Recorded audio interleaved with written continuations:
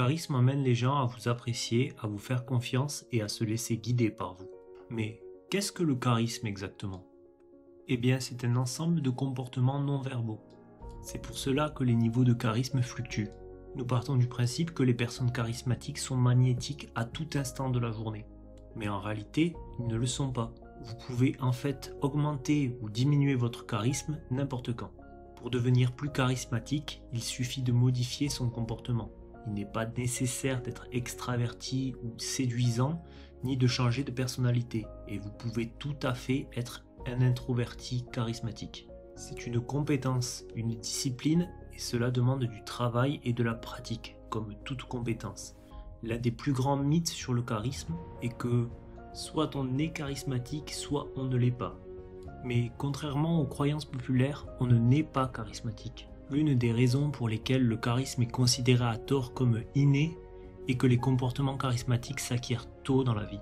Les gens ne se rendent pas compte qu'ils les apprennent, ils essaient simplement de nouveaux comportements et les adoptent. Éventuellement, ces comportements finissent par devenir instinctifs. Développer votre charisme passe par des comportements qui renforcent 3 qualités essentielles du charisme.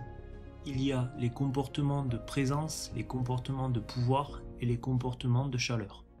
Toutes ces composantes sont essentielles au charisme. La seule chose qui change est le type de charisme que vous obtiendrez en fonction de la composante qui est la plus forte, présence, pouvoir ou chaleur. Ces 3 éléments sont communiqués principalement par le langage corporel qui n'est pas sous votre contrôle conscient. Alors plongeons dans le vif du sujet. La présence, c'est le cœur du charisme et tout le reste est construit sur cette seule composante. Vous êtes-vous déjà senti au milieu d'une conversation comme si seule la moitié de votre esprit était présente alors que l'autre moitié était occupée à penser à autre chose? Pensez-vous que l'autre personne l'a remarqué? Nous pouvons penser que nous pouvons feindre la présence. Nous pouvons également penser que nous pouvons feindre l'écoute. Mais l'esprit humain peut lire les expressions faciales en seulement 17 millisecondes. Et il y a de fortes chances que la réaction de votre visage soit retardée d'une fraction de seconde si vous avez l'esprit ailleurs. L'autre personne aura le sentiment que quelque chose ne va pas et ce retard peut même lui donner l'impression que vous n'êtes pas authentique. Mais lorsque vous projetez de la présence, les personnes autour de vous se sentent respectées et valorisées. Voici une technique qui permet de rester présent dans chaque interaction. Fermez les yeux et essayez de vous concentrer sur l'une de ces 3 choses.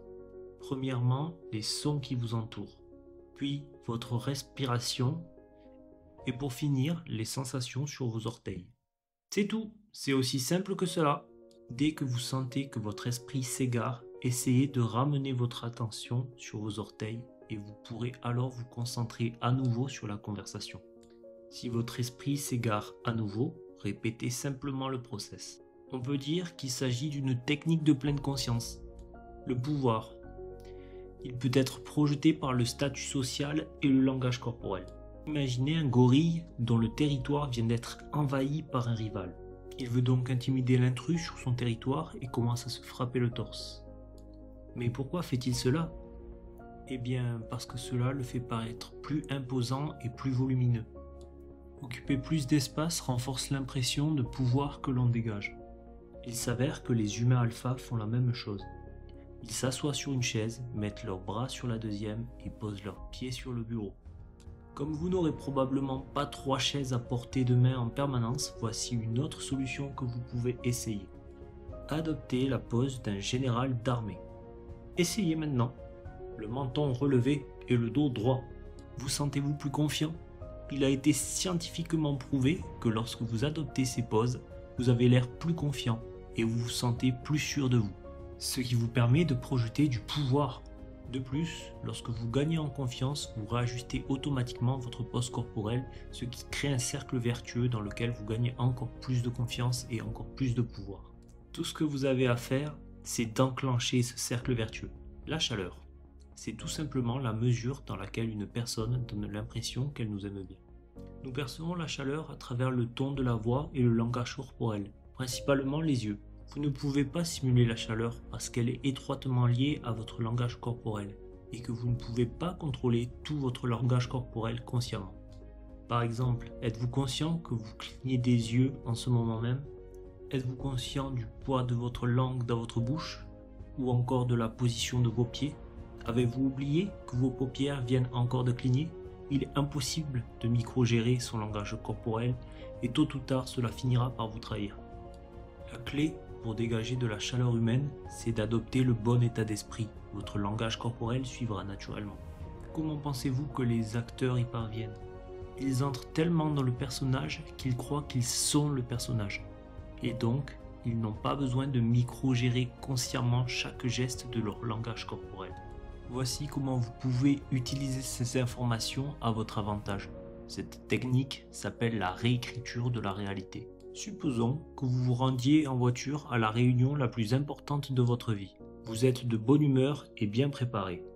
Soudain, un conducteur imprudent vous coupe la route et manque de vous percuter. Vous appuyez sur la pédale de frein et vous arrêtez votre véhicule, probablement très en colère et de mauvaise humeur juste avant la réunion. Vous savez que vous devez vous mettre dans votre état charismatique, mais vous n'avez que quelques minutes. Et si par pure coïncidence vous appreniez que ce conducteur stupide et imprudent était en fait une mère dont le bébé s'étouffait sur le siège arrière et qu'elle essayait simplement de lui sauver la vie? Votre colère s'en trouverait-elle immédiatement apaisée? Dans la plupart des cas, vous ne saurez jamais s'il s'agit d'un conducteur imprudent ou d'une mère en détresse. Donc votre meilleure option est de choisir la réalité qui vous met dans l'état mental le plus utile. J'espère que vous avez maintenant une meilleure idée de la façon d'être plus charismatique, mais tous les charismes ne sont pas identiques. Olivia Fox-Cabane réduit en fait la liste à 4 styles de charisme que vous pouvez obtenir en fonction de la composante la plus forte. Il y a le charisme du focus ou de concentration, le charisme visionnaire, le charisme de la gentillesse et le charisme de l'autorité. Le charisme de concentration s'obtient principalement par la présence et une bonne écoute et permet aux gens de se sentir entendus, compris et respectés. Le charisme visionnaire exige une vision audacieuse qui est transmise avec une conviction totale. Elle incite les gens à croire en cette vision et à vouloir faire partie.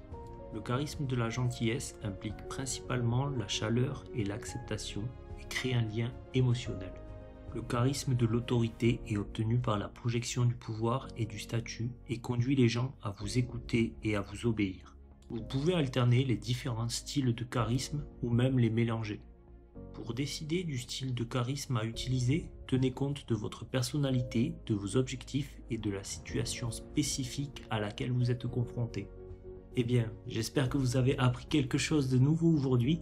Et si vous avez apprécié la vidéo, matraquez le bouton j'aime, abonnez-vous et activez la cloche afin de ne manquer aucune de mes autres vidéos. Et comme toujours, n'oubliez pas de devenir meilleur.